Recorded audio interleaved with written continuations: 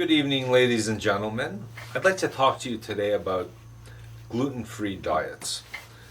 Lately, they've become the style or the latest fad to pursue a diet that's free of gluten.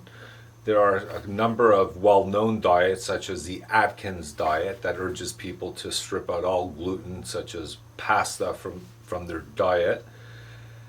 However, starting a gluten-free diet should really be intended for people who suffer from celiac disease. And celiac disease is a disease of the small bowel, which approximately 1% of the population have or experience.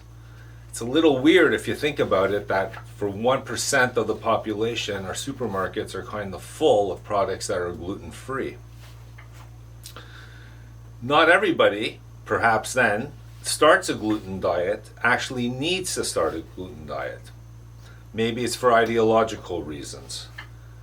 But everybody should know that leading a gluten-free diet is not free of risk.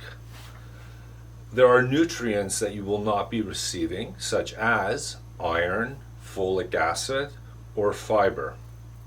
For example, you definitely should find other sources of fiber if you start a gluten-free diet.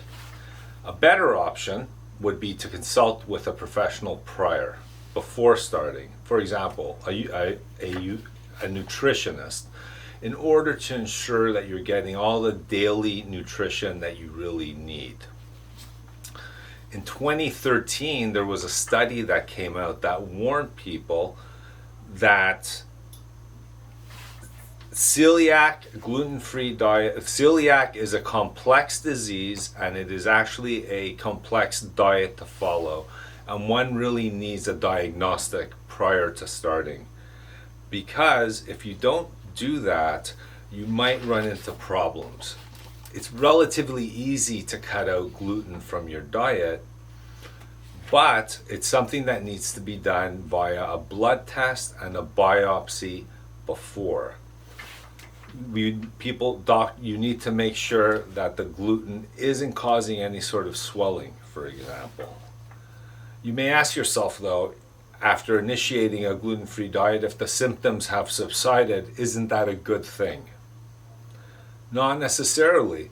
With a prescription or a proper diagnosis in hand, there are certain benefits, there are certain tax incentives or free of tax on certain items that you acquire, because the gluten-free products aren't necessarily the least expensive ones.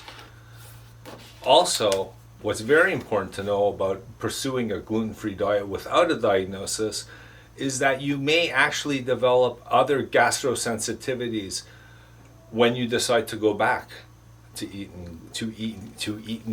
eating gluten. It's always good to consult with a healthcare professional prior to starting, be it a doctor or a nutritionist. But perhaps the most important thing to keep in mind is to always try to eat well and get all the nutrition that you need, with or without gluten in your diet. Thank you for that. Okay, on the scale of 1 to